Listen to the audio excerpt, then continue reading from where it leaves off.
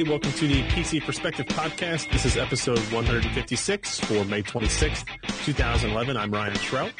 I'm Jeremy Hellstrom. And I'm Josh Walren. That is the circle. The circle is complete. We're back to the original three, or, well, like the middle three, I guess. Jeremy, you were one of the originals, but we've since lost a lot of people there, including Alan, who is MIA today on loopy drugs. So if you see him, send him a Facebook message or something, making fun of him for being high. That's always a good idea. Something to that effect. Regardless, we're going to do a show. I am back in town. I heard that the show last week, guys, was wonderfully short and brief, but full of good information. Is that correct? Partially. Full of snot. It was brief. Yeah, gotcha. All right, fair enough. Well, let's just jump into some of the stuff that has happened this week, including a couple of reviews. The first one we'll go over real briefly. Not a whole lot of people have a huge interest in professional graphics cards. That would be your Quadro line, your FirePro line from AMD. Used to be called the Fire GL. These are essentially very, very similar, if not exactly the same, graphics cards that you are used to seeing in your desktop format. Slight modifications.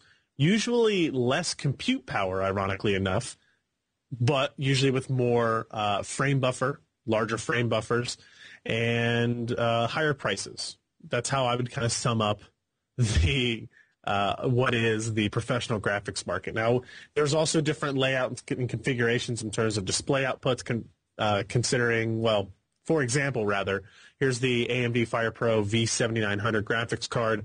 It's a single-slot design. The two new cards that we reviewed are Cayman-based, so they're AMD Cayman-based GPUs, the V7900 and V5900. Single-slot Cayman card, so that's kind of cool, actually.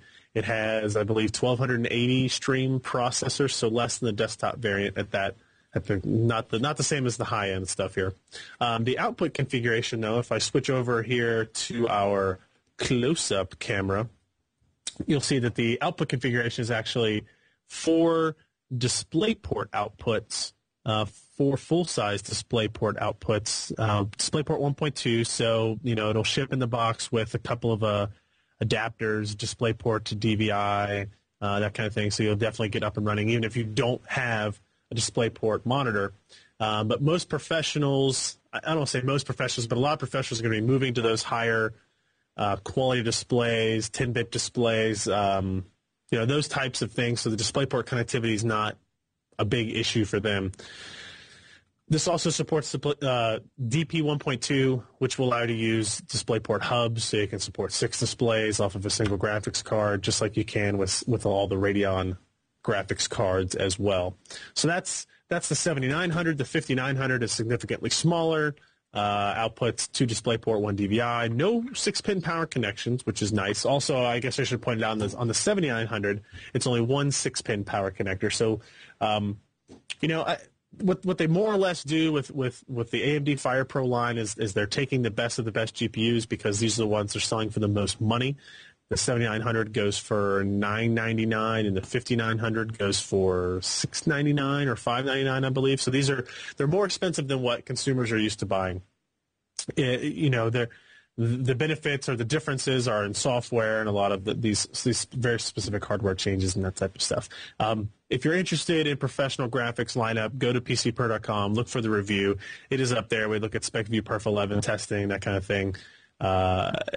If you're in the market for a professional graphics card, we compare it to a couple of Quadro cards and one of the previous generation FirePro V7800 cards, which is based on the Cypress GPU. So if you are familiar with GPU architectures, which I'm assuming you are at least somewhat familiar with the differences and that kind of thing, if you're listening to this podcast, then you will kind of essentially understand the difference between the previous generation and this current crop of the new FirePro cards as well. So Let's skip past that, the kind of boring, businessy side of things, and we're going to talk to Josh about another video card, ironically, in the same family of GPU.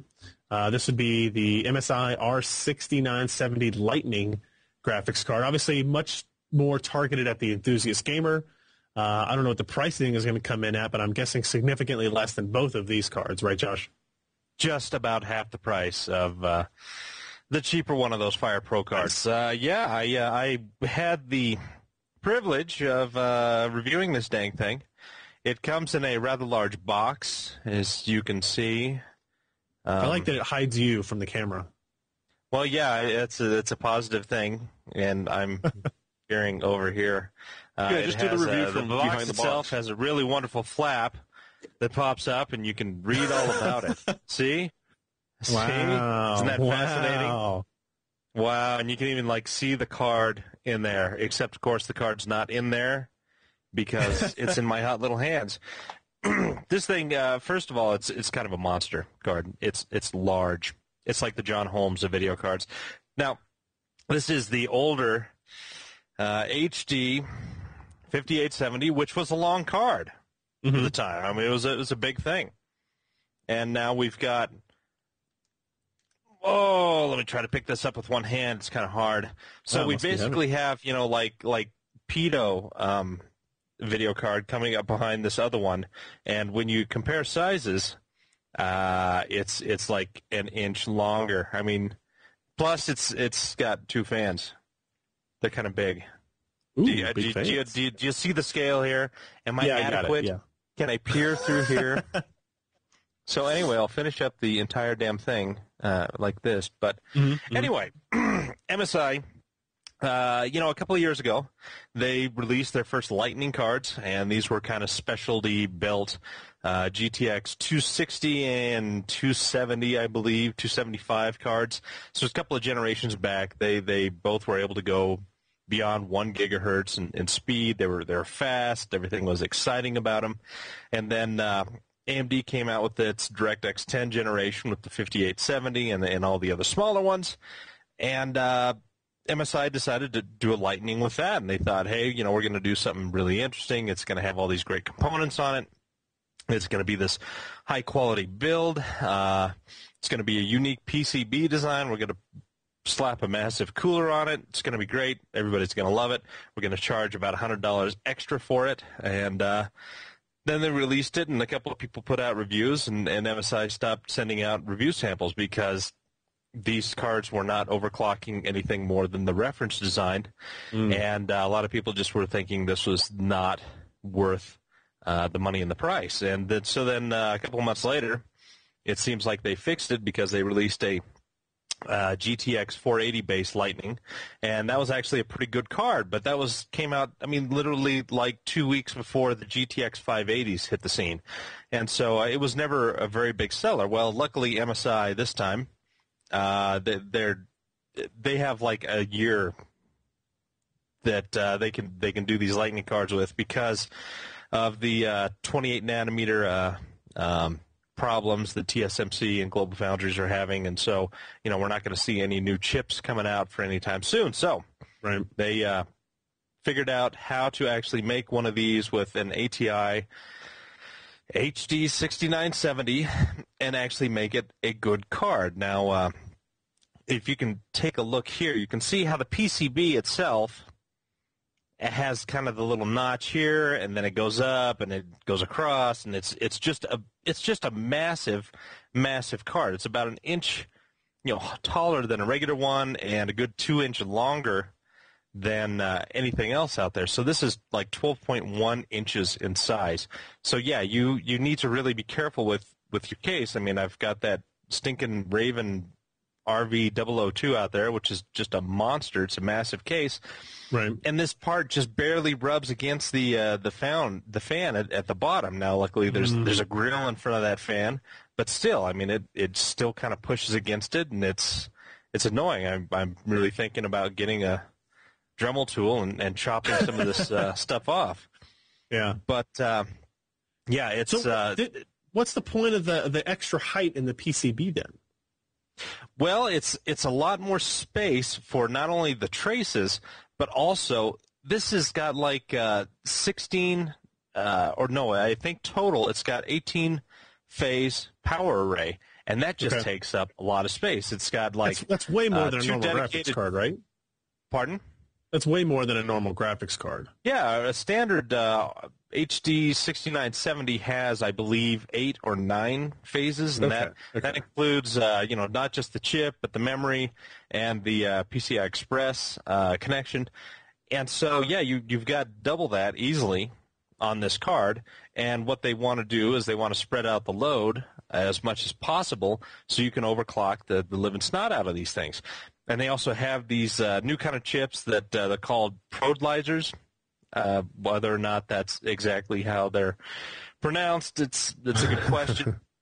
But essentially, it's a very, very fast, high current kind of capacitor with low ESR, and those feed in. 3 of those feed into the GPU, 1 into the memory. And if you take a look up here, you'll see that the dang thing has 2x8 power adapters. Nice. Now, the 6990 has 2x8, does it not? Yes. Yeah, and so I mean, this is this is 375 watts potentially that can go into this card, and I was able to overclock this above 1 gigahertz. I mean, it wasn't very much higher than 1 gigahertz. You could do better if you had either some liquid cooling or obviously nitrogen and liquid nitrogen, but it was still pretty fast. And out of the box, it's still overclocked by a pretty good chunk. I believe it's 940 megahertz, while a stock is 880 megahertz. So, right off the bat, you've got a faster card. So, they have a ton of really good components. They've got the 3 voltage monitoring pins here that they give you 3 cables that you can, connect those to your voltmeter and see what's going on with the board and the chips. And luckily, or maybe not luckily, but good engineering wise from MSI, they've actually made a good card. I mean, it kind of erases the memory of the HD 5870 Lightning, or the R5870 Lightning as it was called, mostly from our minds. The only problem with this is they have also a N580 GTX Lightning based on, of course, the NVIDIA 580 GTX, which is a faster card and will kind of blow this out of the water, even though they overclock to around the same area. The NVIDIA card's going to be faster, but the positive thing with this is that it retails for, I believe, $379.99, so it's not an overly expensive card for what you get. A standard one, just a bog standard before rebate, is about $339, $329, somewhere around there. And so you can find these on special every once in a while, and they're just a really, really good card. I mean, it's an amazingly solid build. I think at idle, this ran at like 35 degrees centigrade. At max, at standard speed with it under quiet operation, it was running at 70 degrees Celsius. Now compare that to a GTX 480 or a GTX 580, which is running 92 degrees with the fan going off to the wall. This thing runs really, really cool, and it does it effectively enough that even though only a small amount of the air gets ducted kind of out, it doesn't significantly raise your case temperature very much. So, overall, it's a great design. It cools like it's supposed to. It overclocks just as well as they were promising. I've seen other samples online go into, the 1,030 megahertz range. And so, it's a card that is as fast, if not faster, than, say, the older GTX 480. Not quite as fast as the GTX 580, but the positive here is that it's got the full 2 gigs of frame buffer. So when you're running it at higher resolutions or Infinity type resolutions, you're going to get a lot better performance because you've got 500 megs more of memory in this card than you do with the GTX 580. And I've seen applications like Metro 2033. Some of the newer ones, I think Dirt 3 will utilize that extra memory, and other higher end gaming applications that will eat that up, and we start to see this card coming out slightly ahead of the NVIDIA stuff, but again that's only at the much higher resolution. So it's based on the HD 6970. It's a very good chip. It's I think it's a very fair price for what you get. So MSI is going to be happy about it. I think a lot of people who own it are probably happy. So, it was a very good card. I was pleased. I think I gave it some nice award. The only real negative, again, was the size of this thing, which it's actually longer than an HD 6990. So is it really? Wow. Yeah, it's like an eighth of an inch longer than that. So now you get an idea how damn big this thing is and how much space. Sure. 18 phase arrays. Hey, you should dust your computer. Just a thought. Yeah. I'm going to work on that. I'm getting my maid on that. Come on, the dust doesn't show up until you do a flash. I mean, serious. If nothing is clean in my house, then I'm moving along as I should be. Exactly. All right, let's take a quick break here. We'll thank today's podcast sponsor, and we'll come back and talk a little bit about the latest Intel 6-core processor and the new Cray supercomputer using Bulldozer. All right, thank you for that, MSI. Let's also, I guess I published this while I was gone. We haven't talked about it on the podcast yet. I wanted to mention it kind of quickly, I guess. The Core i7-990x Gulftown processor combined with the Intel DX58SO2 motherboard. Now, the 990X has been out for maybe a month or so. We're just now getting around to actually testing it, benchmarking it, and posting a review. It is the fastest consumer desktop processor that Intel offers. It is the LGA 1366 socket, so X58 chipset, obviously. So it's 6 cores, hyper-threading, 12 threads. It has, I think its base clock speed is 3.46 gigahertz. It goes up to 3.73 gigahertz with the turbo mode, turbo boost in there, 12 megs of cache. Thanks, Burke, for that. 3-channel DDR3 memory controller. It's, of course, built on 32-nanometer process, et cetera, et cetera. So this kind of becomes the new king CPU from Intel. You know, it's not Sandy Bridge, doesn't have integrated graphics. It's like I said in the review, it's interesting because we're reviewing a processor that is basically 2 generations previous in terms of product releases from Intel, because we have the Sandy Bridge available now, and before that we had Linfield, right? And the Nehalem parts are still the highest end. They're still the top end, best performance parts, but they are without a doubt not the most popular at this point. It's a $1,000 CPU. It's the Extreme Edition. Unfortunately, that's the pricing that we're stuck with still in today's kind of computing world and economy, which is a little bit of a letdown. No surprises here. It's the fastest processor we've tested, right? So it barely beats the Core i7-980X, which it's 100 to 133 megahertz faster than at all speed steppings. Again, kind of makes sense. So the CPU is great. Money, no object. Best processor you can buy.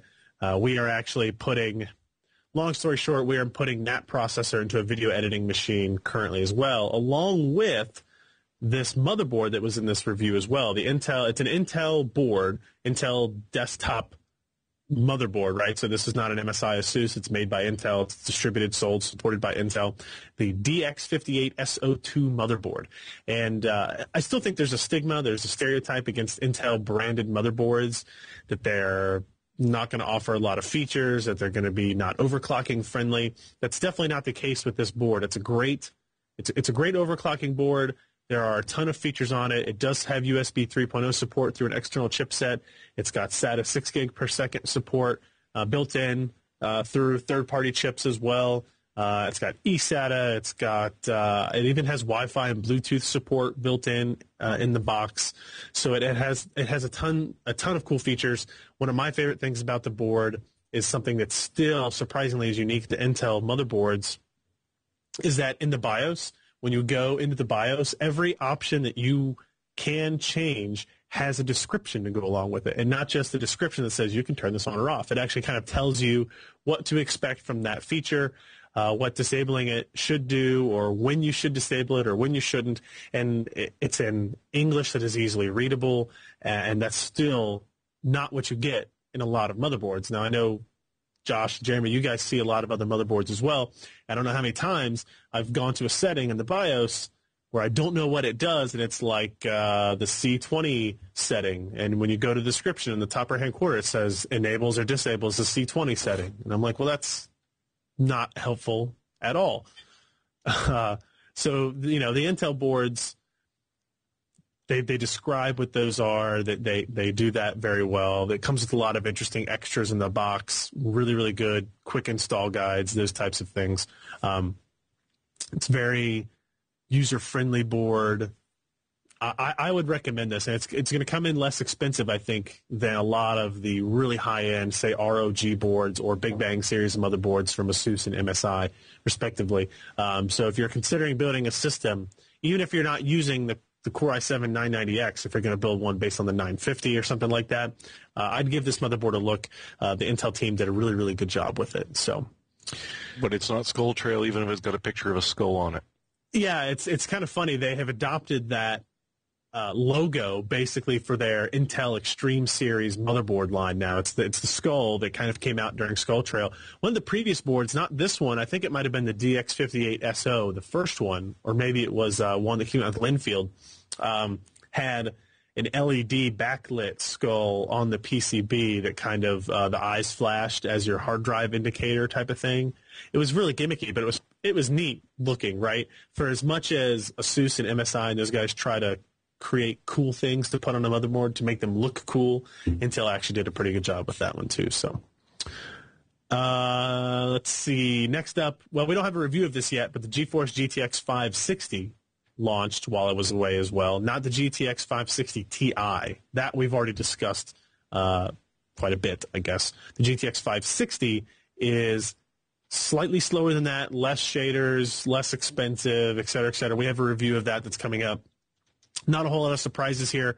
If you've read other stories, this is essentially a GTX 460 with slightly higher clocks. Shader count's the same. Your memory, bus, bandwidth, all that kind of stuff is going to be pretty constant there. They basically took the GTX 460, adding some more clock speed to it, and renaming it to the 560 and that kind of stuff. So it's going to be a good card. It's priced at around $200. I think I've already seen cards below that level. So it does. They're still filling out all the price segment. I think AMD and NVIDIA aren't going to be happy until they have one card at every $10 price interval for you to choose from. So keep that in mind. We'll have a review of that program. Say it again. The ultimate buy-up program. For $10 exactly. More, you get this. But only $10 more, you can get this. Nice. Let's see, news. Hey, trivia for you, Ryan. Yeah. Mind like a mousetrap. What was the first NVIDIA card to have the TI moniker attached to it? Was that the 4200? No. The GeForce 3 Ti 500 and the Ti 200. Okay. The first, the one, was it the 4200 that was like wildly popular? Yeah, because it was kind of like mostly a game-changing thing. But about $80 cheaper. Yeah. Yeah. Yeah. Yeah, you win. Okay, that's fine. Let's move on. Winning. Some news stories that came up. One, Cray announced, this actually was, we posted it up today. Cray announces AMD Bulldozer CPU and NVIDIA Tesla GPU supercomputer capable of 50 petaflops. Did anybody read about this story either through ours or through 50 pedophiles, and that would have been... I mean, it's probably capable of that, too. I mean, it's a very powerful system. Yes. Yeah, essentially they're going to use the AMD next-generation Opteron processors based on Bulldozer.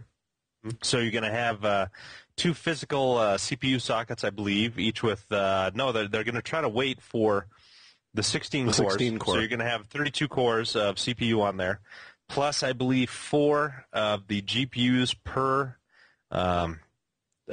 blade, even though I guess it's, a 2U case or something like that? Yeah. They're going to have 13 or 26, I can't remember which number, Jeremy, pipe in when you can, per rack. Each rack can do something like 50 kilowatt. Yeah.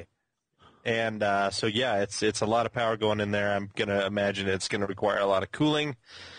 And Cray Well, they're is trying to doing fit it into the same thermal envelope that they did the previous versions. Yeah. Which didn't have the Teslas in it. Well, good for them.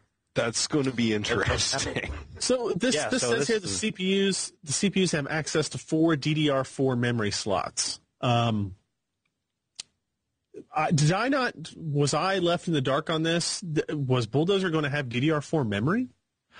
No, it's. I think the people who originally did this said that it was DDR4, but they have 4 DDR3 slots per physical CPU, so I think it's like 8 per socket. Okay. And there's 2 sockets in there. So yeah, it's not DDR4. DDR4 is going to still be about 2 years down the line. Yeah, I was like, okay, I would have thought we would have heard more of that on there too. So what is kind of sad, I was just reading this, and it's like AMD CEO Thomas Seifert as promising, and I was like, Thomas Seifert, who's that? Oh, he's the interim CEO. Yeah. Sorry about that. Do you know who they potentially had visit?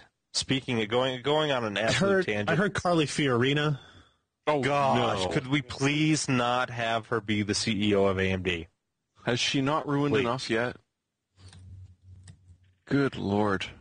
Yeah. Right. Isn't she Canadian or something? She should be. We shipped her down south. So yeah, we got that going on. What else do we have? Oh, sneak peek at a couple of 990FX motherboards. The first one, the MSI 990FXA GD65. MSI sent over some screenshots, or not screenshots, I guess photos. Oh, I'm sorry. These were sneak peek photos. We're not supposed to know they came from MSI. But there wasn't, there's not a whole lot of detail. There's no specifications really in this, Josh. What did you glean from the photos that were found?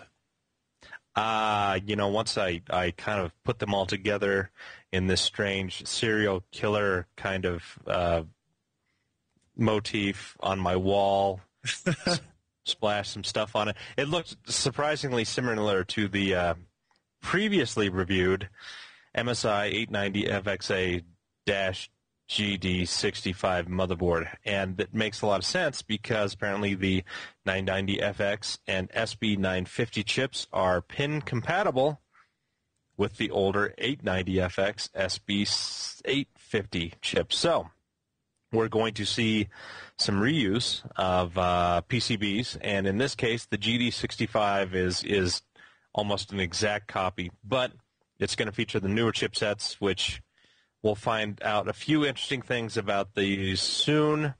It's probably going to have a UEFI BIOS, which the older 890FX series did not have.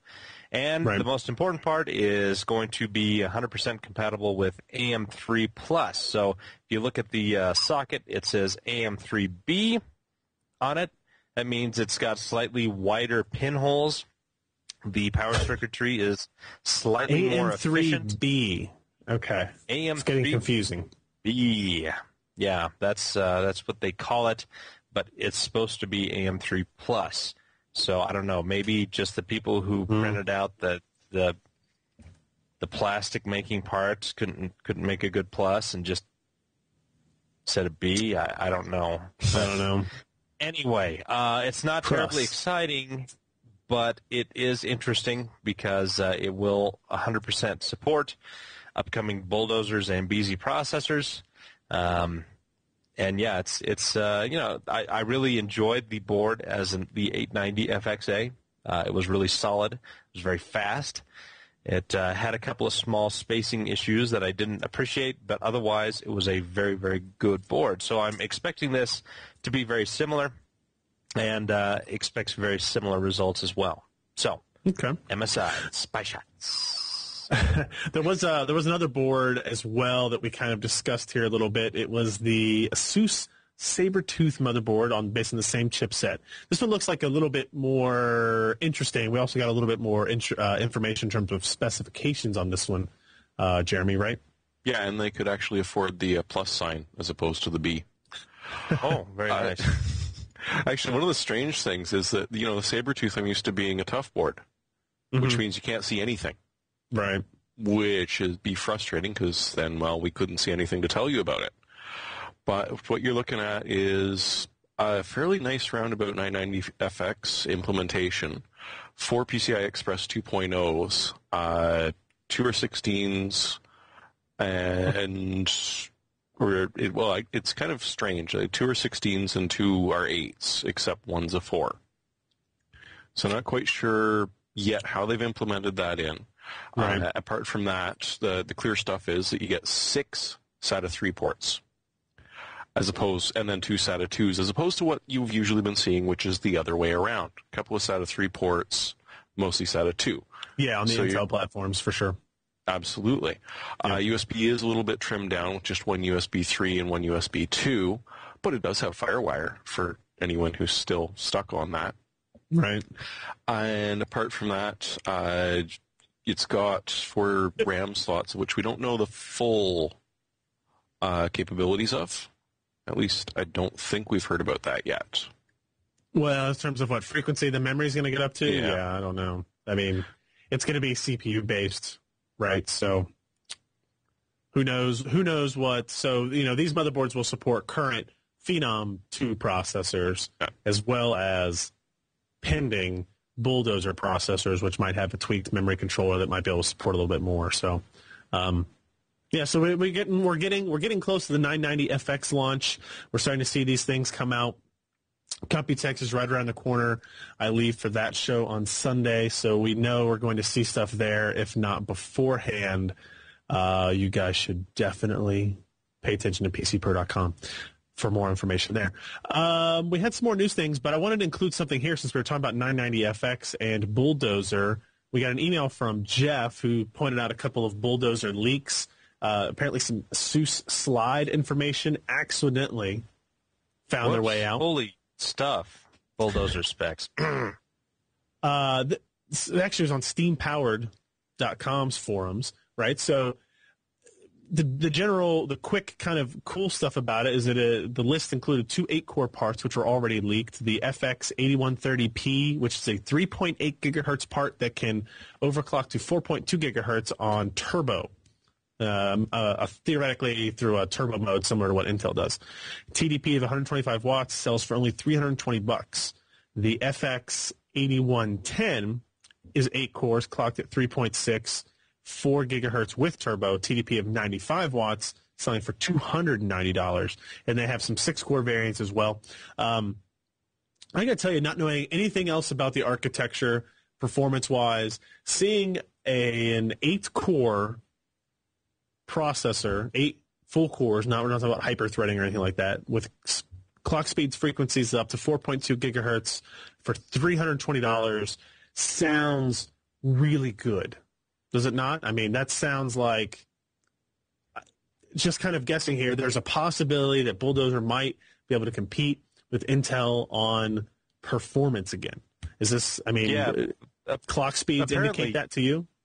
Yeah, they designed Bulldozer from the very beginning to have a little bit more leeway in terms of clock speed. So they can kind of adjust the product placement a little bit better against what Intel has when it comes to, actual performance. Sure.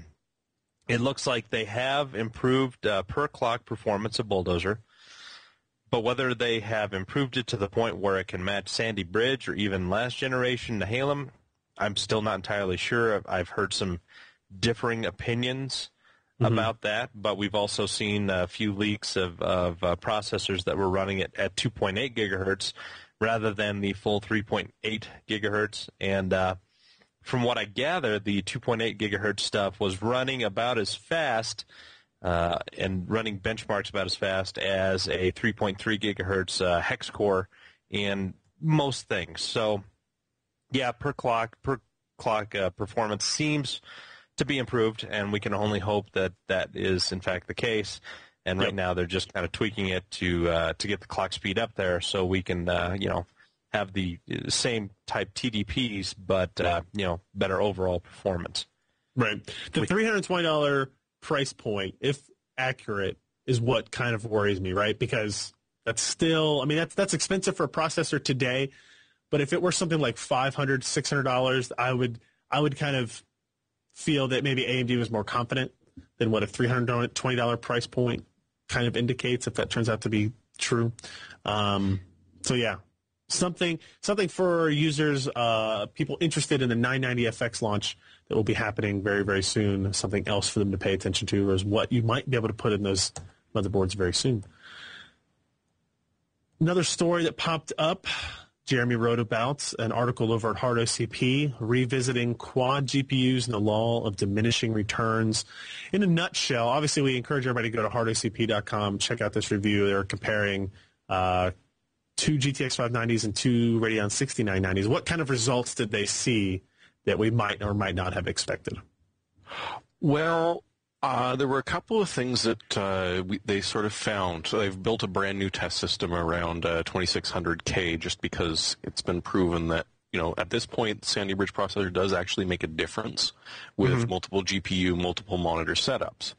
But what they're doing is, putting up 3 monitors, maxing out the resolution as absolutely high as they possibly can, trying it out, and discovering that running quads GPUs, like a 2 590s or 2 6990s, is actually a lot more difficult than running 3. Dirt 2 is always problematic for people that are testing multiple GPUs, and this one was no difference. I mean, the 590s bounced around like a fart in a mitten. You look at it looks like a heartbeat monitor, the frame rates. It goes way down, way up, way down, way up. Unfortunately, they started to see it spreading out to other games where they just started to see some odd behavior. Overall, though, the prices aren't too disparate. The 590s and the 6990s are going to run you $700, just a bit over $700 if you shop around. Right. Unfortunately, if you shop around for a 6990, you're probably going to be happy. If you shop around for a 590, you're still going to be shopping tomorrow and the day after and maybe the day after and then waiting a while because the supply just isn't that great. Yep. But overall, bang for buck, they did tend to say the AMD was probably your better deal, not just because it is slightly cheaper, but also because it didn't display some of the problems the NVIDIA product did, and in many cases actually managed to, they cranked out Metro 2033 Max, or 2133, whatever it's called. It absolutely maxed every single of the visual things there, including the depth of perception that almost no card can run. Yep. So, hey, there are games out there that can really benefit, especially from the 6990's extra memory. The 590s have got a gig and a half each for the GPUs, and they did see that, once you get to the point where you're running 3 monitors, it actually does matter. You need that extra RAM. It's interesting. I was talking with one of the AMD guys just last week while I was out of town, and we were talking about this specific article, and they said, the real sweet spot for multi-GPU is at about 2.5 to 2.75 GPUs.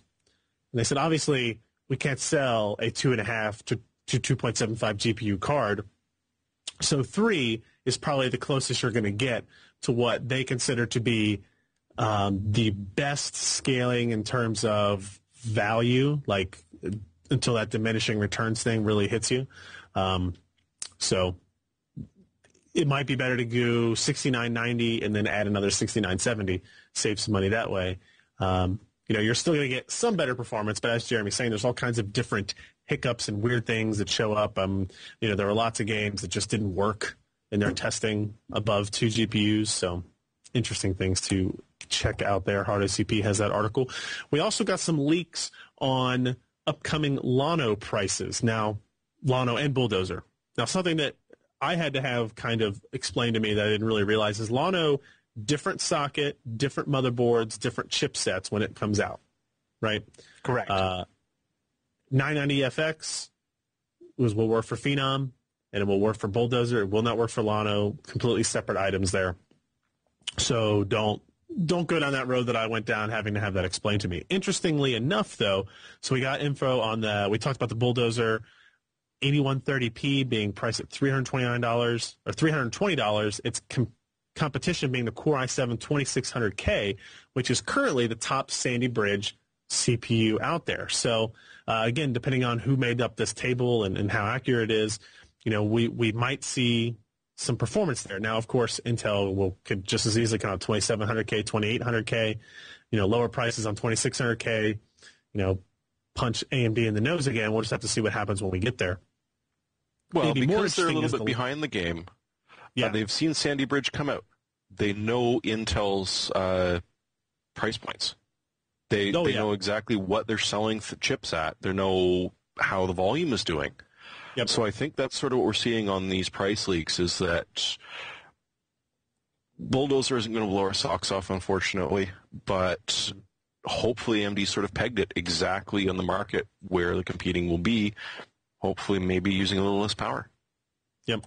Now, the Llano stuff, we don't really have a whole lot of estimates in terms of performance here, but if you look at the top Llano model that they have here, the A8 3550P, whatever all that means, $170 will compete against the Core i5 2300.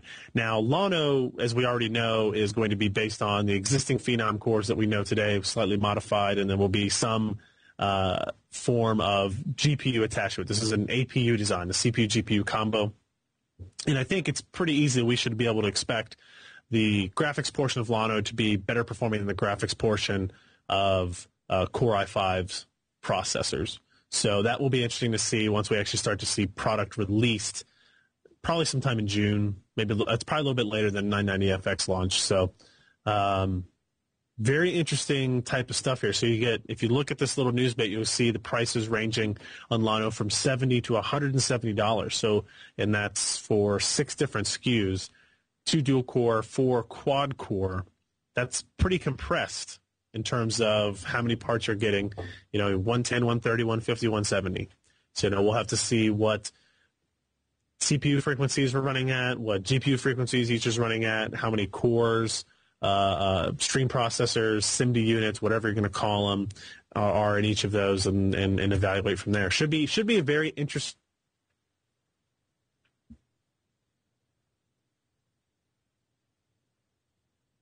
Is that me or Ryan? Did Ryan die? I think he did. Wow. It should be an interesting... God, Llano's claimed another one. Sorry.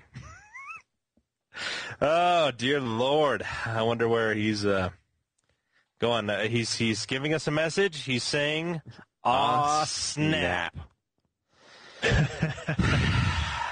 I'm sure whatever I said, it was really on point there. I don't know where I stopped. Erudite? So.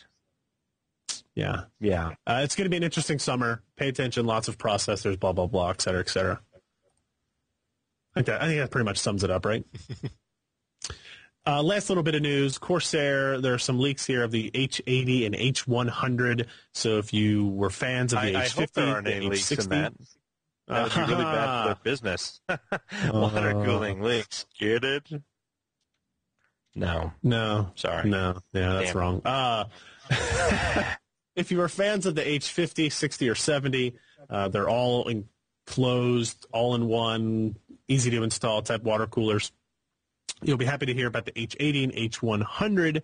What's interesting is the H100 looks like it's a dual 120 radiator. So you would have to install this at the top of a case rather than the typical spot at the back of the chassis too. So this might work with much fewer cases than the current models do. So we'll be curious to see that. I'm guessing, going out on a limb, next week at Computex we'll have a lot more information on this. It'll probably be launched then as well. So they're saying $150 for the H80 and $175 for the H100 based on the leaked specs and pricing that show up in Sweden. It's nice that Corsair has improved their design. Do you remember their first water cooling product that was supposed to be revolutionary with all these microchannels? And it was called the Hydro. The first week that you had it, it worked fantastic, and then suddenly performance started to degrade. And then somebody actually cracked open the unit, and all the fins had corroded together. so much for those microchannels. Yeah. They're very micro. Yeah. Very micro. Let's jump into emails here. If you want to send us an email, we highly encourage it. podcast@pcper.com. We are still getting voicemails. I don't know if we got any this week. I forgot to check. I apologize there. Hey, but we still want you to call 1-888-38-PC-PER, toll-free U.S. and Canada. We swear we care, and we'll check them someday. Yeah, exactly. No, I listen to them. We just don't always play them back for everybody else. Don't take it personally. Jeremy, you want to take our first email here? Sure. We've got an email from Bernie about desktop standby mode. My favorite thing in the whole world. I love it. His question concerns the ASUS P8Z68 vPro motherboard. We gave it a great review, so we bought it. But did you ever try it to see if it would work on the standby mode? No. When I go into standby, and the standby mode works just fine. But when he wakes it up, using the keyboard and the mouse, as you would expect, the computer comes on, video stays in standby, none of the USB ports work, and there might just be enough voltage to wake the computer up, but nothing. I mean, no video, no USB ports, you're not doing much with it. Right. Hibernate, however, works just fine. So we're assuming that it's just specifically standby. So he's tried the power options in Windows 7 Ultimate, various things in the BIOS, including 2 firmware updates. So now he's on 8801. And he's been digging around for the S3 power options in the BIOS, which he should be. Don't know where they are, but maybe Ryan does. But essentially, I'm sure we've all read into this, and are able to, in order to get the computer to work again, push the power button for about 5 seconds, turns the PC off, press the power button again, and you're greeted with the Windows Resume screen. And it comes back. I don't know. I mean, S states have gotten better, but I still don't trust the damn things for the most part. So his first thing was, did I test standby on that motherboard? Absolutely not. Did you turn it off? I always turned it off. Exactly. Yeah, it's just one of those things I don't do with any of my systems. I either shut them down when I'm done with them, or I just leave them on all the time. I've seen systems where when you try to wake them up, he says it wakes up, but the video card doesn't wake up, and the USB ports don't wake up. What it sounds to me like is the power supply comes on, and that's it. That, the rest of the system isn't working. I mean, we can't say for sure. Well, you can probably hear the hard drive spin up. Okay. So it sounds to me like maybe the motherboard is just not getting the power that it needs. I don't really know. Well, it could be that. It could be that particular processor doesn't like jumping back from S3. I mean, disable standby. If you feel guilty about having your computer running the whole time, download Boink, download Folding at Home, use your spare cycles to do something good. You're not wasting power. Yeah, it's not really, I feel bad because it's not really answering his question. And Josh, do you have any insight on how that kind of stuff might work? It tends to be, I tend to believe that it's just like a motherboard specific BIOS. Yeah, specific I would say it's more that it could be a slightly undercooked BIOS, that it just does not exit standby mode correctly, and it doesn't. He's tried 3 of them now. Oh, well, yeah, but they all probably run on the same BIOS, right? No, tried 3 different BIOSes. Oh. He's done anyway. 2 firmware updates, so the original 1 and 2 more. Well, I can't help him there, but otherwise, it sounds like a combination of BIOS and software that is doing it. Again, I didn't start using standby until maybe 2 years ago, because before that it was just absolutely buggy, but I'm still using pretty much, the majority of AMD systems here, and they don't seem to have much of a problem, but I still don't ever use it for my own computer because it's just too damn buggy, and oftentimes the implementations differ pretty dramatically from motherboard manufacturer to motherboard manufacturer. I know that sometimes MSI has different settings than ASUS, and so things kind of come back to life a little bit differently on each one. Mm-hmm. I don't know if these things are set in stone by Microsoft or some kind of hardware conglomerate, but yeah, standby is not the greatest thing ever as far as I'm concerned. And plus, I hate Hibernate. I always, I guess I first started Hibernate with Windows XP, and I had so many users that would do that and had so many problems because so much gunk would come into the back. But anyway, standby is the same damn thing. Well, it's not the same damn thing, but it has a lot of the same problems. No, I mean, I'm supporting Lenovo machines at work, and so theoretically it's the exact same hardware in there. For the vast majority it is. Some of them come back just fine, some of them don't. Yeah. Next email, Josh. Why don't you see what Jesse wants to know here about overclocking temperatures? I am running a Gran Turismo. I mean, close enough. Gelid Tranquillo. Tranquillo, which is a quiet tequila. Tranquillo. Gelid Tranquillo, which is a quiet mid-range cooler. I overclocked the 2600K to 4.5 gigahertz by changing the multiplier.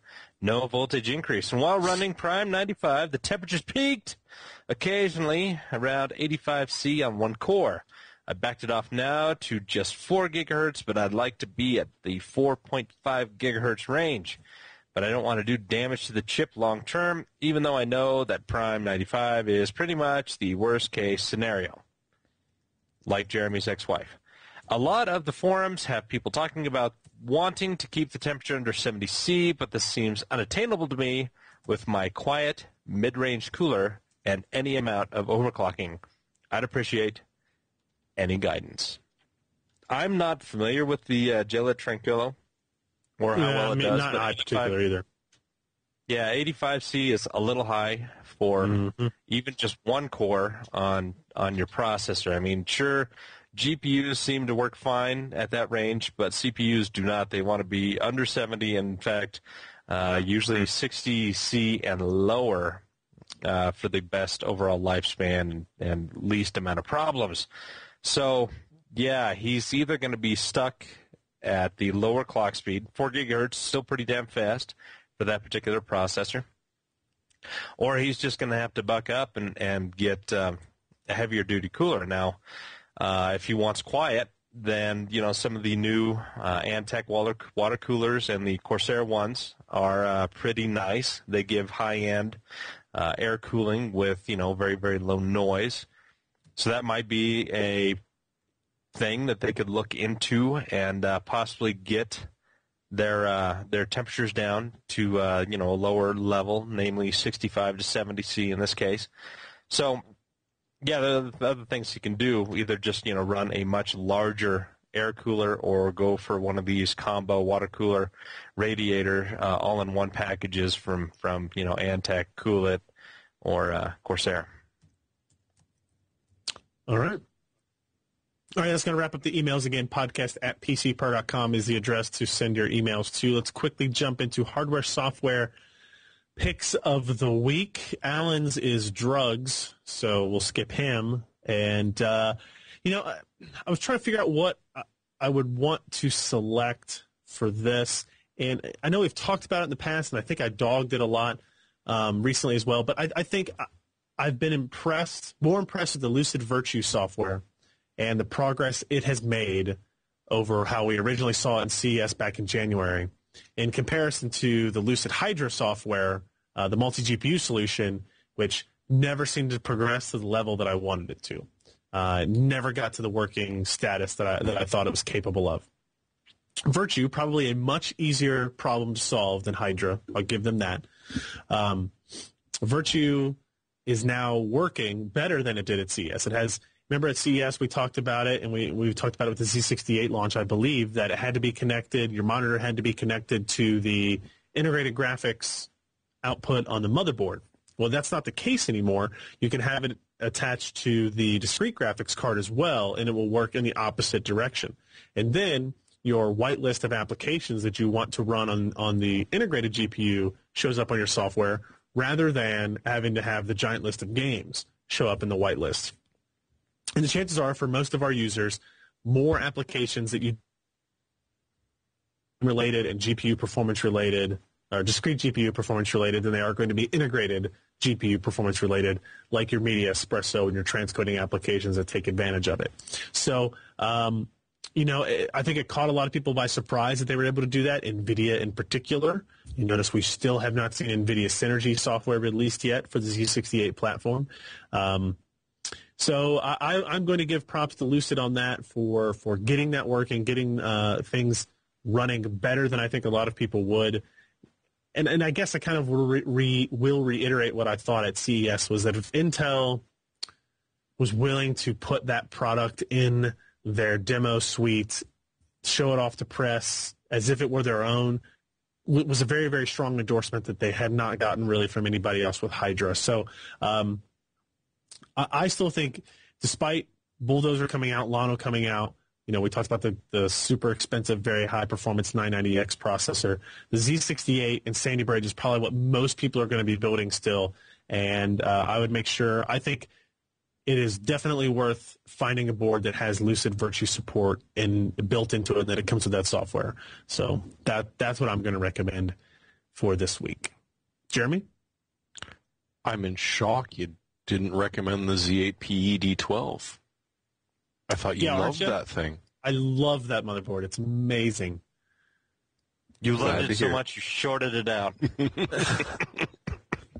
In the back, we'll get into I filled up a sink of water, left the power supply on, and threw it in. No. Anyway, go ahead. There's probably a few people out here that are old enough to remember Action Quake, this bizarre fast mod of Quake with dual handguns and beating people up and jumping and doing rolls, and never really quite attractive, but really bizarre and fun to play. Well, as of today, Action Half-Life 2 has been released, where you can go for that bizarre 70s-themed action with fist fights and rolling in the ground to try and dodge things, and just really over-the-top, bizarre action where you don't have to sit around and wait for a lot. It's weird. If you've never played Action Quake, you just don't understand. It's a free mod. It's less buggy than your average commercial release right now. It's significantly better supported. So even if it doesn't run on your system, it will soon. Give it a shot. Try it out. See if you like it. Very cool. Josh, you are next on the list, I guess. Next and last. So impress us. Headbands. Headbands are coming back. Where did you get that one from? That, my wife bought it for me. I asked her, I hate wearing a hat when I'm working out, and I've got no hair to soap up any kind of sweat, and I mean, it's just running into my eyes, and she brought me home this headband. And I tell you, it doesn't make you look like it this way a little bit, I could say something about V'ger, and you would know what I'm talking about. Oh, sigh. It's nice. I'm going to move to that or commune in San Francisco now. Do you actually have a hardware pick? Or? My real pick, I finally got to unlock Dirt 3, and I love it. They've improved the graphics. Stuff looks pretty realistic. I'm running through Finland, jumping my car into lakes. It's fabulous. Plays nice. Are you supposed really to jump your car into lakes in the game? No, but it makes a really nice splash, and you can see your car sinking under the waves, and the girl riding beside you starting to panic. So it's a lot of fun. That's typical of how you drive in general, I guess. If only I could have the headband in Dirt 3. I think that's the next $1 million mod. Oh, goodness. So that's going to be the end of the show. But before we go, I do want to point out we got a this just in, so to speak, thing of an Asus, excuse me, Asus ROG Matrix GeForce GTX 580 graphics card leaking. I don't know if our editor here has actually hit the publish button, so I don't think we can bring up look like it. The graphic there, but I'll let him do that when he's ready. The quick and dirty of it is this is a 3-slot graphics card, 3 slots. It's another one of those larger PCB designs, obviously GTX 580, overclocked. Of course, what's interesting here is, let's see, he's got something here wrong. Overclocked GPU and shader clock. Looks like the memory might stay the same based on the rumors. This is also something we will surely see at Computex. So, wow, for a 3-slot cooler, I mean, I'd imagine this is going to go up. Wow, it's enormous looking. Probably going to be a $700-800 graphics card type of thing, and hopefully we'll see some big overclocks come out of this. So we'll talk about this more next week. Yeah, it is definitely that. So yeah, we'll have a link to that. By the time you're listening to this in your downloaded version, you can go to PCPro.com and check out the article on that. So that's going to. I can link to the image in the image cache, and it works. Threw it up in the chat. Oh yeah. You know, if you can link to the image directly before it's published. So if you post that in the chat room or something like that, maybe Bert could be able to bring it up and show off what a mammoth piece of PCB monstrosity. Yeah, it's almost as cool as that headband. Thing's giant. Yep. So that is gonna wrap up the show for this week. Thank you everybody for listening. We will have another show next week. I will probably be on it, covering the show live from Computex in Taipei, Taiwan. If you want to share this podcast with your friends and neighbors, pcper.com/podcast is the URL to do it. Follow us on Twitter, twitter.com/pcper or twitter.com/Ryan Shrout, where I kind of selectively pick what I think are the coolest things to post out there and talk about. And yes, I often will wear cow hats. Cow. Yes. Cow hats. I got a great headband. Chick-fil-A cow hats. Add with that cow hat. Nice. So that's going to do it for this week. Thanks again, everybody, for listening. I'm Ryan Shrout. I'm Jeremy Hellstrom. And I need some wrist warmers, Josh Walworth. Thanks again.